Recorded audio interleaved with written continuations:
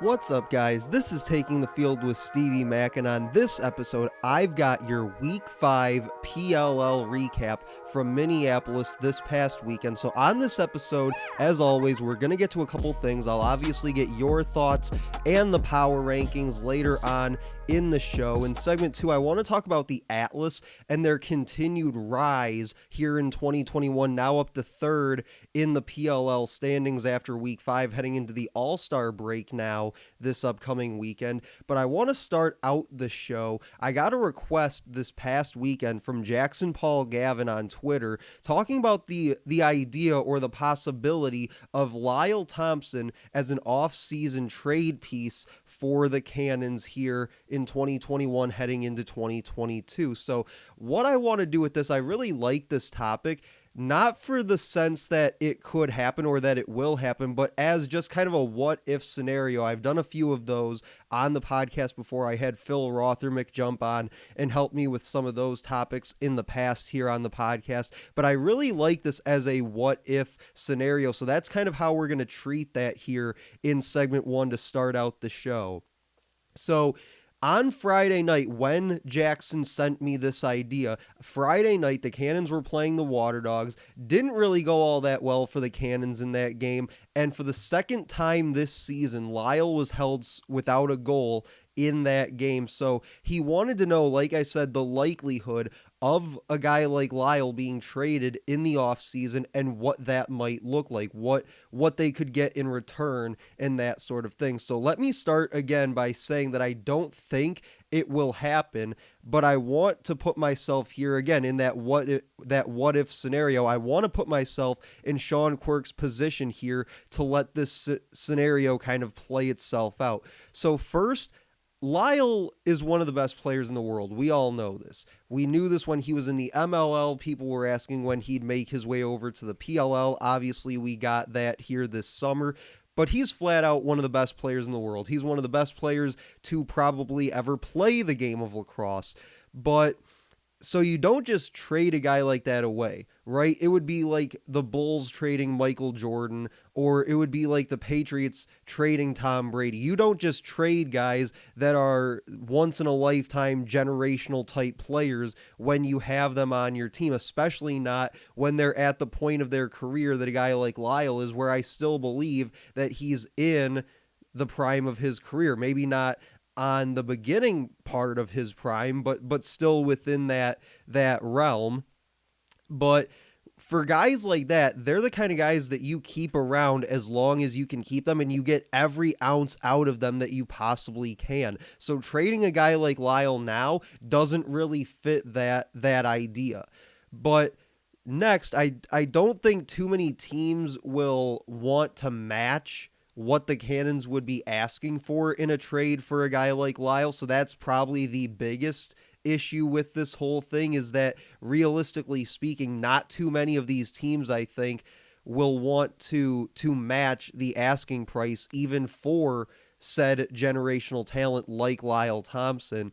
And even if that team thinks that they're maybe 1-2 pieces away from winning a championship these next 2 or 3 years, I still don't see too many teams across this league that are going to be willing to make that kind of commitment to a guy like Lyle Thompson like that.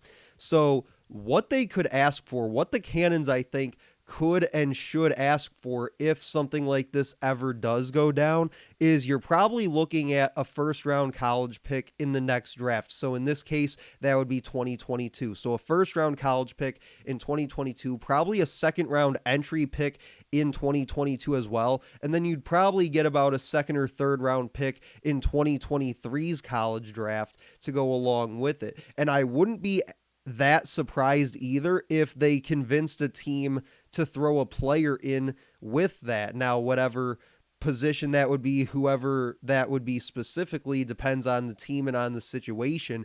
But at least from a picks perspective, I think that that's what you're looking at. You're looking at a first round college pick, a second round entry pick, and probably a second or third future pick in the college draft. But when you look at why that would make sense for the Cannons. The Cannons traded away their first rounder in 2021, so now they would have 2 picks in the first round, if I'm not mistaken, in 2022, and can work on getting a couple more young pieces on this roster, since, believe it or not, guys like Brody Merrill, guys like Paul Rabel, who are in their mid to late 30s now, they're not going to play forever. Eventually, you do have to find guys that can fill those gaps when they do, in fact, retire, or, maybe Rabel ends up on another team next year or in 2 years, whatever. But eventually, you do have to plug some of those holes with some younger players, and now would be the time in 2022 to be able to do that and to sort of plan ahead for the future. So I think trading a guy like Thompson to a team desperate for a championship, and hopefully for the Cannons possessing a lot of draft capital, means that you can build towards the future, like I mentioned, replacing some of those guys like Brody Merrill when the time comes, while also being able to be in win now mode. So here you kind of have to think about the 2021 Atlas, right? They were building towards the future. They drafted guys like Caraway, Danny Logan, Jeff Teat, etc., etc. They were building towards the future with this young core, guys like Costbeal, Romar Dennis, again, the list goes on, but they also put themselves in win now mode, as they currently sit 4-2 and number 3 in the league standings. Plus, I think for the Cannons, moving a guy like Lyle means that you can now have an attack line of Andrew Q, Steven Rafis, Ryan Drenner, or you can keep Rafis at the midfield, which he currently resides in, and you can put Shane Jackson at attack there as a starter rather than being sort of a rotational piece. Or maybe, again, when you have multiple first-round picks next summer, maybe you insert one of your 2022 picks into the starting attack rotation. So there's a lot of different things that the Cannons would be able to do by trading a guy like Lyle, but again, the likelihood of that happening, probably slim to none. But if the Cannons do make him available, how would that work? Who would want to try and go get him? Well, I think that the belief here is that there's going to be another expansion team in 2022, which means another expansion draft, which means teams are going to have to pick their protected and unprotected rosters, go through that whole situation for a third year in a row. And the Cannons, I think, would be smart to, again, like I said before, to follow the Atlas model of what they did this year and protect a guy like Lyle Thompson, which would then force whoever wants him to make a trade in order to get him. So again, following that Atlas model, see what they did with Paul Rabel, Ryan Brown. They protected both those guys, I believe, and wound up trading them to each the Cannons and the Water Dogs respectively, and getting several picks back in the process. So again, that's something that the Cannons could explore if in fact they did decide to move a guy like Lyle. So in this way, the Cannons can control the trade talks and maybe ask for a little more in negotiations, because it's a supply and demand thing. They have something that these other teams want. How much do you want this guy is the question. What are you willing to give up in order to get him? But the downside to this whole plan is free agency and the player pool, because if teams don't necessarily want to match the asking price for a guy like Lyle Thompson, maybe the Cannons are asking for a little too much and teams aren't willing to negotiate a whole lot with them, then those teams could simply just go to the player pool, go to free agency, and find a couple pieces to be able to fill out their rosters and keep all their draft picks, keep all their guys on their roster, so they wouldn't have to swap players with the Cannons as well. So they'd be able to keep the guys that they already have and just be able to add some guys to it through free agency and the player pool. So when you ask the question of who might want him, who would be willing to do this, I don't know what their draft situation looks like, how many picks they possess between the college draft and the entry draft, especially in 2022. But I think a team like the Chrome could possibly be a team that would be interested in a guy like Lyle Thompson, because their attack has been banged up here in 2021. They lost Stotts, Gaudet, and Jordan Wolf. And with Jordan Wolf being out for the year because of his injury, you wonder if he'll ever be the same player again when he does come back. Probably going to come back in 2022, but you wonder if he'll still be the same player as what he was before that injury. And a guy like Tim Sudan, the head coach of Chrome, Sudan, I think, wouldn't be opposed to going younger at attack, and specifically with his offense, when you look at the fact that he brought in guys like Jackson Morrill and Kevin Rogers here this season to get younger offensively and to bring some more athleticism and scoring prowess to that offense here in 2021. So I'm not sure, again, if they have the kind of draft capital that the Cannons would be interested in, but I think they could be a sort of a dark horse here if this situation were to play out here this winter. But I think the other team that you could watch for in this situation would be whoever the expansion team ends up being, because like I mentioned before, their best bet at landing a trade for Lyle, talking about the Cannons, their best bet for landing a trade for Lyle, I think probably resides with that expansion team, because you can protect him from being selected in the expansion draft, just like I said the Atlas did with guys like Paul Rabel and Ryan Brown, and then you use him as a trade piece following the expansion draft, and maybe, like I said, maybe you can get a first in the college draft plus a future pick, then you get a second rounder in the entry draft, or maybe they go two college picks, one being a first rounder, and then maybe they get a player or two back in that trade as well, rather than surrendering a second rounder in the entry draft. But again, like I said, when you talk about something like this is more so just a what if scenario, kind of like we've done in the past on the podcast. So will this happen in the off season either this year or next year? Probably not. I don't really think you trade a guy like Lyle Thompson away at this stage in his career, even though you could probably get a lot back for him in return. I just don't see a team like the Cannons making that kind of move and moving a guy like Lyle off their roster, given what he can do for them offensively. But I also am a believer that anybody can be had for the right price. The problem with that, though, is, like I said, I don't think there's going to be too many teams in this league that are going to want to make that commitment and give up the kind of assets that it would take to go out and get a guy like Lyle Thompson. But we're going to head to a break. In segment 2, like I said at the top of the show, I'm going to get to some of the Atlas stuff as they continue rising up the PLL standings, now to 3rd after week 5, heading into the All-Star break. But you're listening to Taking the Field with Stevie Mack.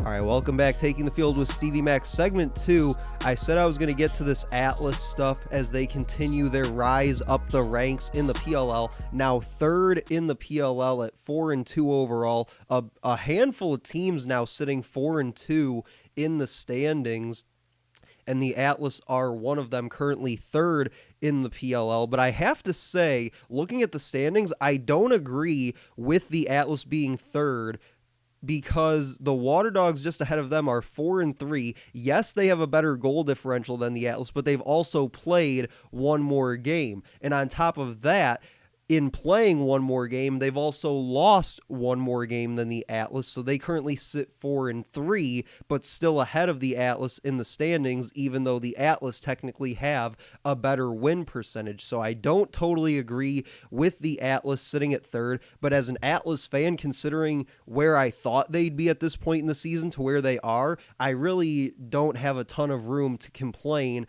over being 2nd versus being 3rd.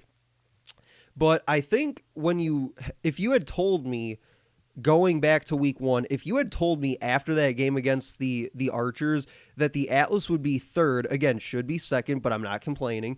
But if you had told me that they would be third heading into the All-Star break and ahead of teams like the Archers and the Whipsnakes, I wouldn't have believed it at all.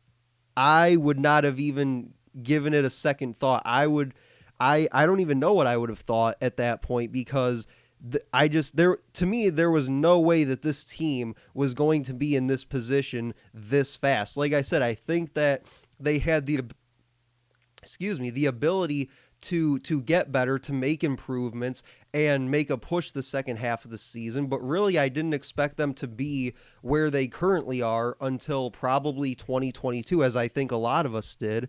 But you also have to consider how impressive this is, given what they gave up this offseason, who they traded away, who they cut from the roster, guys like Rabel, Busick, Pennell, the list goes on. And they actually seem like they're playing better without those guys than they did with them. And it all goes back to the idea that Ben Rubio had of playing team-oriented, or they call it family-style lacrosse, where in the past you relied on the individual more so than the team. You relied on individuals like Rabel, Pennell, Busick, whoever it was, Ryan Brown.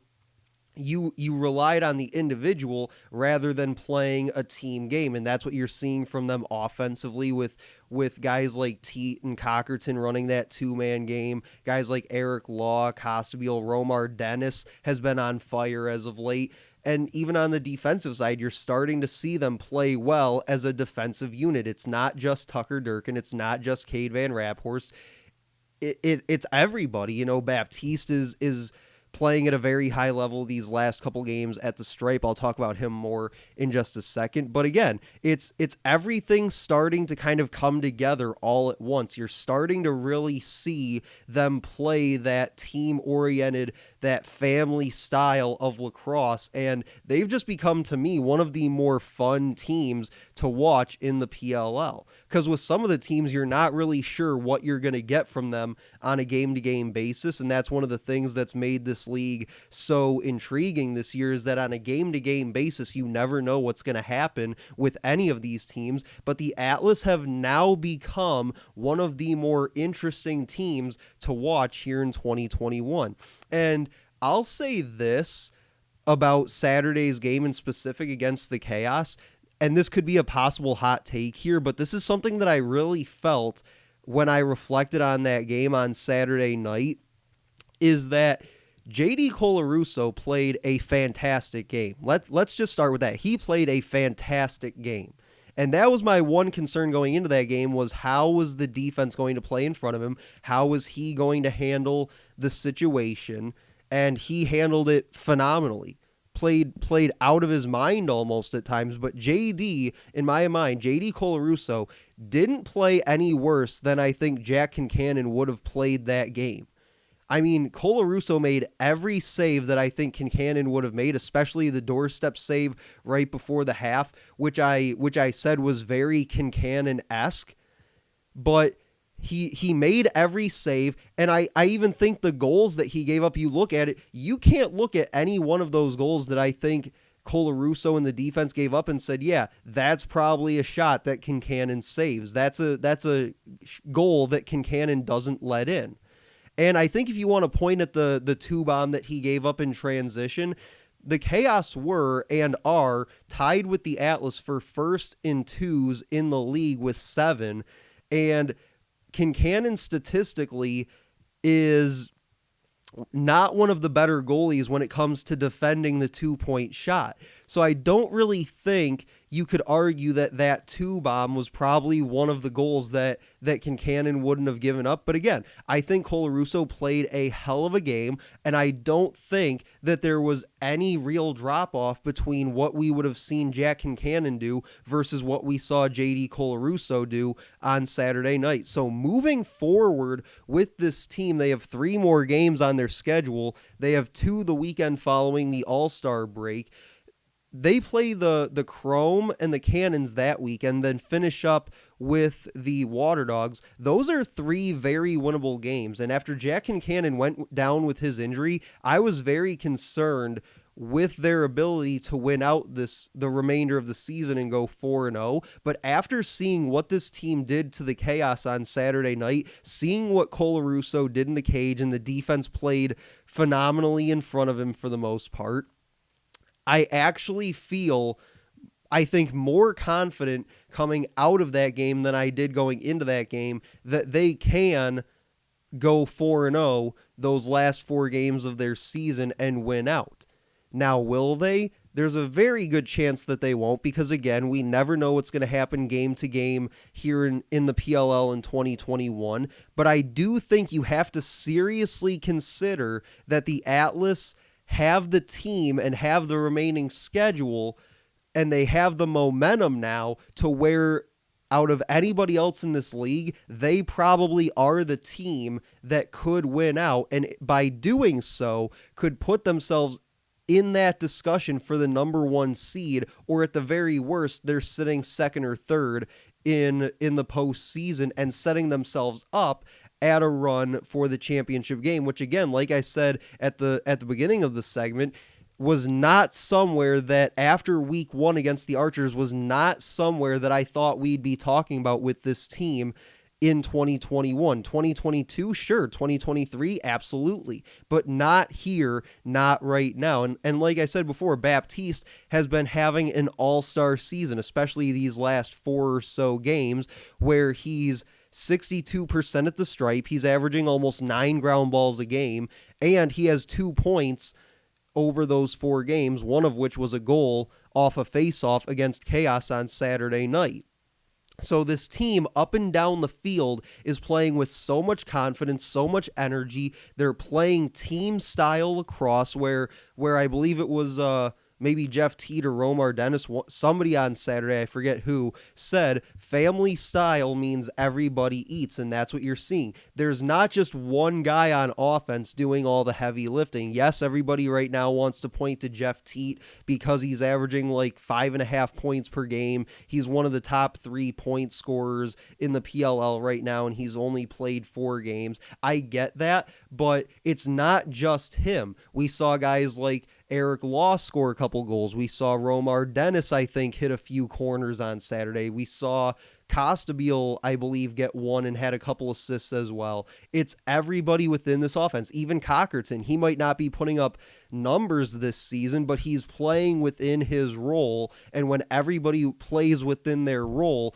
that's how you play team-oriented, family-style lacrosse. So that's what these guys are doing. They're playing within themselves. They're playing within a system, and they're not trying to do something that's not within their role. They're doing what is expected of them, and when you do that, you're going to set yourself up for wins more often than not.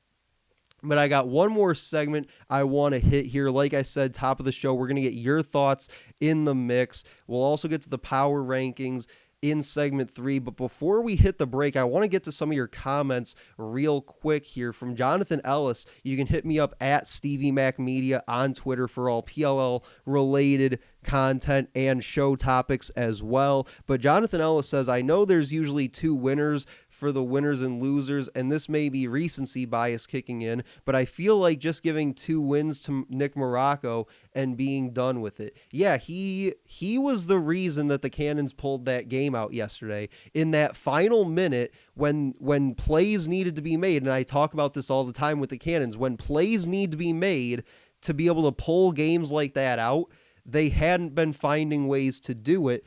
And on Sunday night, Nick Morocco was the guy to come through and make those plays when they were there to be made, and that's why they were able to pull that game out. It also helped that Lyle Thompson didn't go scoreless in the game either, but Morocco was that guy when they needed somebody to boost them up and to make a play down the stretch. He was that guy for them. Brian says Lyle Thompson is still the GOAT. That is all. I mean, yeah, he had a nice bounce back game on Sunday against a really good defensive team in the Archers. But you also can't ignore the fact that in his previous 3 games, he had 1 goal and 13 turnovers, and he's now up to 23 on the year after I believe he had 10 turnovers this weekend alone. So yeah, he is struggling a little bit, but Sunday was a very nice bounce back game for him with what he was able to do, scoring some goals. He also had a couple of really nice highlight assists as well in that game. But you also, like I said, you also can't ignore the fact that he's been turning the ball over quite a bit here in 2021. And a lot of that has to do with the way that defenses are playing him. Teams have been very aggressive when sliding to him, throwing double teams at him. They're making him rush his decision making a little bit. So that has a lot to do with it as well. But again, it's not something that you can necessarily overlook.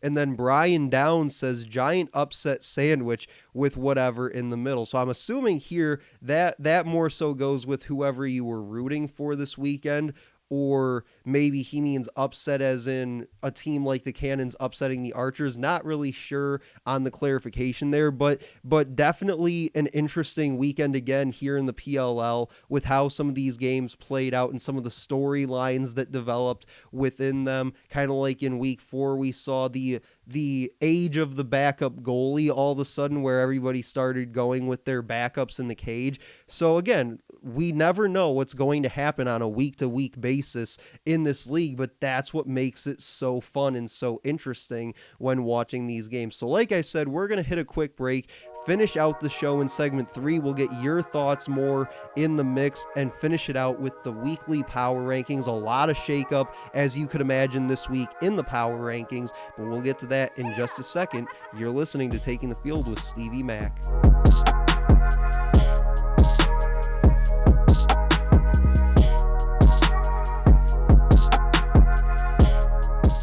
All right, welcome back. Taking the Field with Stevie Mack. Final segment of the show here on a Monday following week 5 in the PLL. We make our way to the All-Star break in the Premier Lacrosse League. I'm going to get a few more of your comments in the mix before we hit the power rankings to round out the show. Again, at Stevie Mac Media is the Twitter handle. You can hit me up there for all show-related topics, all PLL-related topics, whatever it is. You can follow me there on Twitter. Jonathan Ellis, or excuse me, that was from segment 2. King Street Linden says, how many folks are going to overlook the Archers having an abysmal shooting night, not dressing their face-off starter, and still having a chance to tie on a doorstep shot? Yeah, I mean, all things considered, the Archers were right there in that game down to the final minute. But like I said back with Jonathan Ellis's comment before the break, is that the Cannons finally found a way to pull out a game when the game was on the line, when it was a one score game and one play needed to be made to win the game. They finally were able to come up with it, and it came from Nick Morocco in the cage, making a couple saves there in the final minute or so to seal the win for the Cannons. But yes, I think them having somewhat of a off shooting night by the Archers standards and what we know them to be offensively, not having Kelly there at the face-off stripe last night definitely was an interesting move. And yes, they still had a chance, as I said, down the stretch in that final minute or so to be able to at least tie that game and send it into overtime. Coach Shrek says, Water Dogs refuse to roll over and call it quits. Redwoods beat a banged-up Whipsnakes squad, as they should. Jeff Teat carries the Atlas on his back to win over Chaos. Archers make the mistake of resting Bones Kelly and end up not hitting the target. Cannons finally find a W. So yeah, the Water Dogs really showed me something this weekend by going 2-0, and especially the way that they played on Friday night, just running it up on the Cannons, really made me feel a lot better about them, and I'll talk more about them during the power rankings. But Dylan Ward, I think, finally showed me the goalie that I had been hearing about all preseason from people on Twitter, saying that he was one of the best goalies in the world and this and that, and finally showed who he really is in Friday night's game, and even again on Sunday played very well, I thought. So yeah, the Water Dogs really showed me who they can be when everything's clicking for them this weekend, again, as they go 2-0, now currently sitting second in the PLL standings. Whether I agree with that or not, they are. But to get to more of Shrek's points, he says, Redwoods beat a banged-up Whipsnake squad, as they should. Yeah, again, no Rambo for them this weekend, but that was a fun game, right? And it was a game that the Redwoods basically controlled from the start, it seemed like, and I really expected it to be a lot closer than what it was. Again, another tough offensive outing for the Whipsnakes without Matt Rambo, but that's not to say that guys like Zed didn't do all that they could to try and keep them in that game. But again, anytime that you have Tim Troutner in the cage, you're going to have some things going for you defensively. The Redwoods also one of the top teams in the PLL defensively this year, and the matchup that everybody was watching was at the face-off stripe between Nardella and TD Erlin. And I believe TD Erlin won that matchup. And if I remember correctly, seeing this after the game, someone said that it was only the second time, I believe, that Nardella had been held under 50% from the stripe during his time in the PLL. So the Redwoods basically, just went out there and showed that they were the better team that day, and now sit number 1 in the PLL standings. He says Jeff Teat carries the Atlas on his back to a win over Chaos. Yes, he did have a very, very good performance again on Saturday night against the Chaos, but like I said in segment 2, it's not just relying on one guy. It's not relying just on Jeff Teat. Everybody kind of plays their role within this team and within this offense specifically. But I mean, you look at even some of the passes that he was making to guys on the crease, guys like Law and Caraway. Some of these passes were just ridiculously accurate. Like if he had to place it in one spot in order to hit that pass and get a goal, he made sure he hit that spot precisely. I mean, just the way this guy plays the game and the plays that he's able to make are just absolutely ridiculous. But no, I don't think it was just on Jeff Teat to carry this team. I think that he plays a big part in this offense, and that allows him to sort of carry this team at times. But I think it's more so everybody getting involved and everybody playing their role. And when you're executing the way that they are right now, it's just so fun to watch, because it's so poetic almost to watch how this team moves the ball offensively. He says Archers make the mistake of resting Bones Kelly and end up not hitting the target. Cannons finally find a W. Yeah, the Archers not playing Stephen Kelly this weekend, a bit questionable, I think, but hindsight's always 2020. But just interesting going into the All-Star break, which Kelly, I believe, will be a part of that All-Star game in a week. But not having him in that game, I think, was definitely an interesting decision by Chris Bates, and probably ended up being one that impacted that game for Archers. And Cannons finally find a W. Yeah, I mean, it was bound to happen eventually. It was a question more of when, not if. They were going to get more wins before the season was done, and I think it needed to look better for them, right? They needed to look better, I think, offensively. Lyle struggling again with turnovers, as I mentioned, and being held scoreless on Friday night didn't really help their cause either. Not that he would have been able to win them that game had he put up a couple goals, obviously, because they lost by a significant margin, but having him play the way that he did and be as productive as he was on Sunday against the Archers was definitely a bit of a game changer for them, getting him back on track a little bit. And Morocco in the cage was just an absolute brick wall.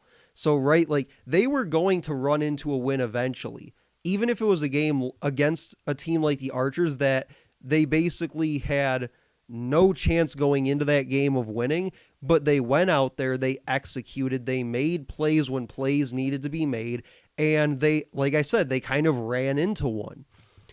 Let's see, from Michael Ramirez, he says, Nick the Brick Wall Morocco coming up big for Cannons late. Also got to give love to Colarusso for a solid performance in the cage for the Atlas. Teat and Lyle go off this weekend, and that's an understatement. The battle at face-off X between Nardella and TD was just insane. We should rebrand the PLL this year to UPLL, the Unpredictable Lacrosse League.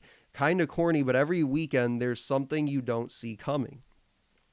Yeah, I mean, like I said, Nick Morocco was an absolute brick wall in the cage, made plays when plays needed to be made, especially in that final minute. How he came up with some of those saves in that final minute, we may never know, but just absolutely ridiculous, unconscious performance from Morocco on Sunday night. Like he says, got to give love to Colarusso. Again, JD Colarusso played that game about as well as I think Jack Kincannon would have. And if that's what you can expect from him, backing up Jack Kincannon, especially if he misses significant time with his groin injury, if that's what you can expect from JD Colarusso moving forward, there's no reason that the Atlas can't win their 3 remaining games, at least in my mind. But again, as Nick and a couple other comments pointed out here on the episode, this league has been so unpredictable this year that you never know what's going to happen on a game-to-game basis. So for me to say that if Colarusso plays at that level the rest of the year, backing up Kincannon, that they can finish the year on a run, they can win out. It's so hard for me to say that because they could very easily go 0-2 after the All-Star break that following weekend against the Chrome and the Cannons. I mean, very easily could do it. So it's very hard for me to make those kinds of predictions because of how unpredictable this league has really become. But he says the face-off X between Nardella and TD was just insane. Yeah, watching that battle all night on Saturday was just so much fun to watch. I mean, you were literally watching the 2 best face-off guys in the league go at it for 4 quarters, and anytime you get that, you're going to see some fireworks. You're going to see some high-level play at the face-off stripe. So yeah, that was definitely a matchup that everybody was paying attention to going into that game. But yeah, I mean, just so unpredictable here in 2021. But again, that's what makes it so much fun to watch. That's what makes it so much fun for people like me to be able to come on here and talk about a couple times a week, because you just never know. And that's what makes it so much fun, because there's always going to be storylines that come out of these games. But to get to the power rankings to wrap up the show here on a Monday following week 5 in the PLL, number 1, I've got the Redwoods. So the Redwoods haven't played their best at times this year. They've definitely had their struggles, but then again, who hasn't here in 2021? But they have the league's number 1 faceoff guy, the number 1 penalty kill, and number 2 defense in the league. And they took down the Whipsnakes in week 5, and now their win over the Water Dogs in week 4, I think, looks a little bit better after the Water Dogs moved way up the rankings in week 5 by winning both of their games here this past weekend. So I've got the Redwoods at number 1. Atlas, I've got number 2. The Atlas keep moving up in the power rankings because they're becoming one of the more interesting teams to watch here in 2021. They found ways to win lately that in the past I don't think they were capable of pulling off. Right? And that's the difference that you're starting to see. This is a different team, different culture, better execution, I think, at both ends of the field. So they're starting to win games that in the past I don't think they would have necessarily won. And I think Saturday's win against the Chaos was a prime example of that. You had no Jack Kincannon in the cage. You had an emergency goalie from the championship series starting that game for them, and he played about as well as I think Jack Kincannon himself would have played. Now, the offense scored a lot of goals on one of the best defenses and best goalies in the league that this league has to offer. So, to me, the Atlas are legit at this point, and there's no mistaking it anymore. And it's all thanks, I think, to Ben Rubior's plan. That family mentality that we're not going to depend on the individual. We're going to all play within a role, within a system. And as long as everybody does their job, we're going to be successful. Number 3, I've got the Water Dogs. The Water Dogs are probably the biggest movers on my power rankings since the start of the season. And they went from 8th to 3rd in just 1 week. They, I think, like the rest of the league, haven't looked perfect this year. They haven't always played their best lacrosse at times, but they absolutely dismantled the Cannons on Friday and then did kind of the same thing to the Chrome, it looks like, on Sunday. I didn't really watch much of that game on Sunday, but again, the score differential was definitely something significant in that game. And I think really with this weekend, they saved their season with just one weekend playing 2 games. Dylan Ward, as I mentioned before earlier in the show, played like the goalie that I had heard he was going into this season. The defense as well played fast and physical. As one of the league's worst defenses going into the weekend, they definitely didn't play like it over these last 2 games. And on Friday night, they absolutely suffocated Lyle into 5 turnovers and no goals on the game. Anytime that you can do that to one of the best attackmen in the world, you know that you were hitting on all cylinders defensively. But the offense, I think, can and will score with just about anyone in this league, but they also hold the league's number 1 scoring offense through week 5 in the PLL. Number 4, I have the Whipsnakes. Now losing 2 of their last 3, the Whipsnakes have, in fact, come down to earth after seemingly playing like gods for the past year or so. And I think that and the rest of the league found ways to catch up with them on the field by really stockpiling talent at every position to be able to match what the Whipsnakes were bringing to the table. But I think being without Matt Rambo for a significant period of time now has also proved very important for this club, as they still possess the number 2 faceoff unit in the league, but now you're starting to see their offensive numbers are tailing off a little bit. They're starting to drop down the ranks in terms of team offense in the PLL. But when you look at faceoff, like I said, they're number 2 in the league at faceoff, but outside of that, and their power play being one of the tops in the league, outside of those 2 categories, basically everything else, they're bottom half of the league. And you look at penalty kill, goalie stats, defense, offense, everything else, they're bottom half of the league statistically in, which I think is also starting to play into, along with, again, the absence of Matt Rambo, starting to play into why the Whipsnakes are starting to tail off a little bit. Number 5, I've got the Archers. The Archers have the best goal differential in the PLL at plus 22, which is 14 points higher than the first place Redwoods, but they've now lost 3 straight games, all by 1 goal apiece. So now they're starting to fall into that Cannons category where they're losing these games by just 1 goal. But you got to be able to find ways to make 1 or 2 more plays to turn that score in your favor, just like I had talked about all the time with the Cannons. And the Archers are still a fun team to watch, but again, they have to learn how to win some of these closer games. They're not just going to go out there and blow teams out like they had been to start the season. They got to figure out how to grind out some of these wins and make plays and win games when it matters most, which in this league right now and at this point in the season, every game, every play seems to matter more than the last one because of how tightly packed these standings are starting to become. Number 6, I've got the Chrome. The Chrome are one of those teams where they've played well in spurts, but we've started to see how good the offense can be, currently ranked last though, but more recently starting to pick it up a little bit more. And we've seen how tough the defense and John Galloway can be. They're 3rd in defense, 4th in goalie play, and we've seen how dominant a guy like Connor Farrell can really be at the stripe, but their problem is they haven't been able to put it all together for more than 1 game at a time. This team just a couple weeks ago beat back-to-back number 1 teams at the time in which they played them. So again, they've shown that when they can put it all together, they can be a very, very competitive, very tough team to play against in this league. But again, they haven't been able to put it together for a whole game. The Chaos are number 7. The Chaos were slowly making their way up the rankings here after winning back-to-back games, but just like they did in week 4 against the Chrome, the Atlas sent the Chaos right back to 7th place in my rankings.